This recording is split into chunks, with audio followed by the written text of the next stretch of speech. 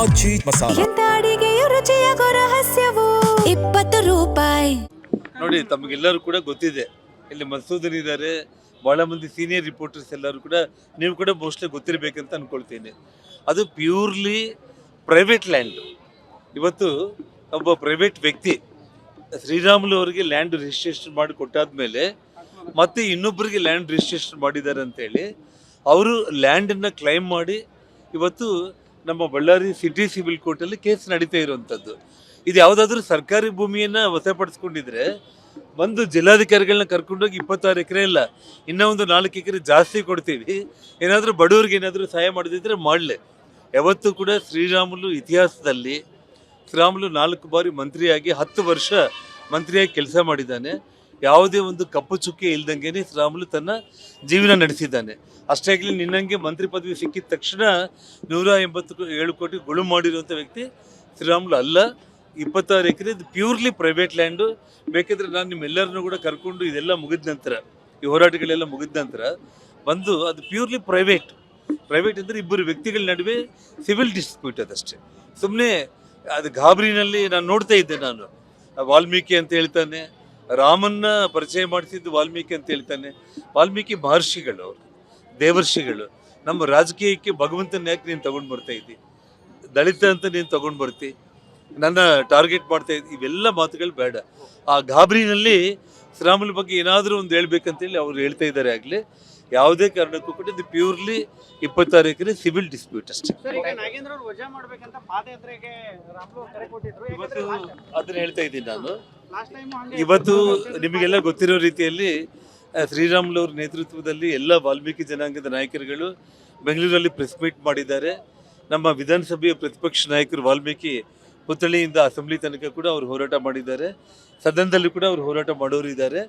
ಅದೇ ಒಂದು ರೀತಿಯಲ್ಲಿ ನಾಳೆ ನಾಡಿದ್ದರೊಳಗಡೆ ಇವತ್ತು ಪಾದಯಾತ್ರೆಯಿಂದ ಹಿಡಿದು ರಾಜ್ಯಾದ್ಯಂತ ಯಾವ ರೀತಿ ನಮ್ಮ ಹೋರಾಟಗಳು ಇರಬೇಕು ಅನ್ನೋದನ್ನ ನಮ್ಮ ದೆಹಲಿಯ ನಾಯಕರು ನಮಗೆ ಸ್ಪಷ್ಟವಾಗಿ ನಿರ್ದೇಶನ ಕೊಡ್ತಾರೆ.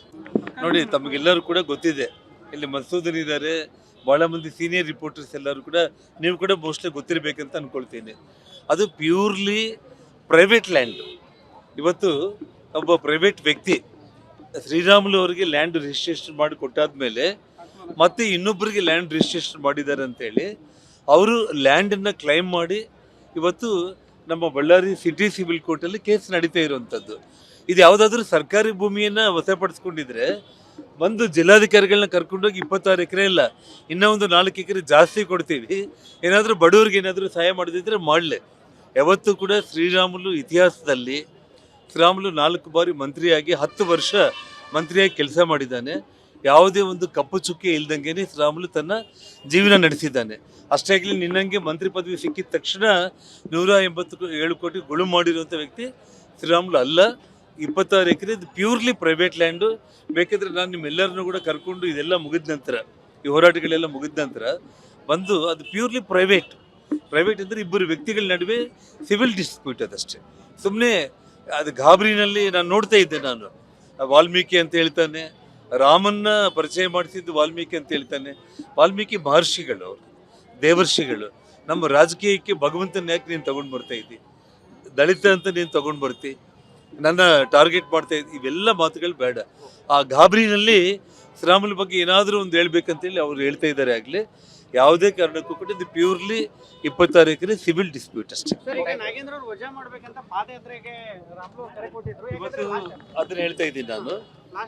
ಇವತ್ತು ನಿಮಗೆಲ್ಲ ಗೊತ್ತಿರೋ ರೀತಿಯಲ್ಲಿ ಶ್ರೀರಾಮುಲು ಅವ್ರ ನೇತೃತ್ವದಲ್ಲಿ ಎಲ್ಲ ವಾಲ್ಮೀಕಿ ಜನಾಂಗದ ನಾಯಕರುಗಳು ಬೆಂಗಳೂರಲ್ಲಿ ಪ್ರೆಸ್ ಮೀಟ್ ಮಾಡಿದ್ದಾರೆ.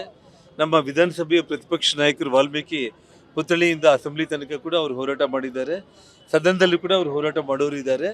ಅದೇ ಒಂದು ರೀತಿಯಲ್ಲಿ ನಾಳೆ ನಾಡಿದ್ದರೊಳಗಡೆ ಇವತ್ತು ಪಾದಯಾತ್ರೆಯಿಂದ ಹಿಡಿದು ರಾಜ್ಯಾದ್ಯಂತ ಯಾವ ರೀತಿ ನಮ್ಮ ಹೋರಾಟಗಳು ಇರಬೇಕು ಅನ್ನೋದನ್ನ ನಮ್ಮ ದೆಹಲಿಯ ನಾಯಕರು ನಮಗೆ ಸ್ಪಷ್ಟವಾಗಿ ನಿರ್ದೇಶನ ಕೊಡ್ತಾರೆ.